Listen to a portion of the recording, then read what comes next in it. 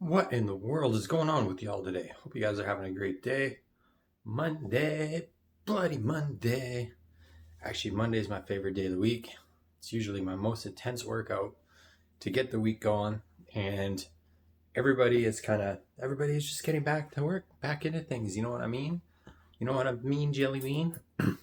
So, let's talk about this today. All right. As a small business owner or business owner, there's really only two types of financing. That's it. And I want to clear this up because there's often a lot of confusion and there's people just don't always know what they want or don't know the direction, right? So the intent of this video is to help you guys figure that out. Now, you got debt financing and equity financing, right? That's it. Everything else, everything falls into one of those two buckets, right? Under one of those two umbrellas. Now, here's the thing. People all the time, they're like, well, I shouldn't say all the time, but often, and especially newer businesses I'm running into, they're like, well, I need an investor. I need an investor for my business. Now, when you say you need an investor, investors fall into the equity category, right? That's equity financing. Now, what does that mean? Those are your investment banks, your angel investors, your venture capitalists. Those are those kind of people, right? Now, here's the thing. What you're doing with those people is they're giving you capital, yes, without interest, which might be appealing to some people, yes, but they're taking some sort of an interest in your business, right? It's not without interest because they're taking an interest in your business. Now, what does that mean? Typically, that means they're going to take some sort of stocks, they're going to have some sort of voting power, or they're going to have some sort of ownership within your company, right? So you're no longer the decision maker. You've diluted the pool of decision makers. Now, I'm not saying there's anything wrong with that. There's nothing bad about that whatsoever, but it's not for everybody. And a lot of people, when they think of needing an investor, they think they're just going to get some money and, they can just pay it back and later and life's good. It doesn't work like that. I know a lot of business owners that take pride in not having to give up any ownership in their company, not having to give up a stake in their company. How do they do that? You do that through debt financing. Now, debt financing is something that the majority of us are familiar with these programs, right? We just don't think of it. And the term kind of throws people off when you say debt or equity, right? So what is debt financing?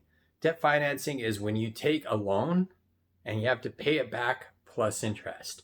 So examples, in the States, that would be an SBA loan, a Small Business Administration loan.